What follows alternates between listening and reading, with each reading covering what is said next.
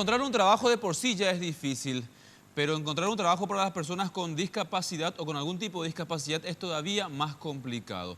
La Fundación Saraquí se dedica hace años precisamente en la posibilidad de colocar a estas personas en algún lugar de trabajo y capacitarles para el efecto.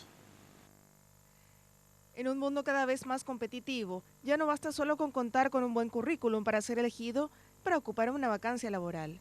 Las personas con alguna discapacidad también viven esa lucha diaria y la Fundación Saraquí les ayuda a través del programa de inclusión efectiva. El mismo contempla la preparación del postulante para cumplir con diversas funciones de acuerdo a sus capacidades y también un trabajo con el empleador para garantizar su bienestar. Bien, con los años nosotros hemos aprendido que el abordaje debe ser integral. Entonces debemos necesariamente involucrar a la familia en el proceso, a los compañeros de trabajo, a los empleadores y a todo referente comunitario que pueda contribuir a que esa persona con discapacidad se vaya realizando no solamente en lo laboral, sino también en otros aspectos de su vida que son de vital importancia.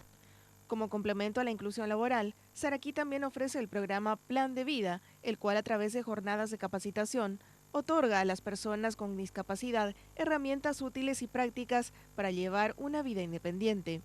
Como por ejemplo poder administrar su propio dinero, tener una vida independiente, planificar su afectividad, ponerse metas de vida, proyectarse alguna vez tener una vida más independiente, vivir solos, todo lo que la persona considere como importante para el desarrollo de su vida.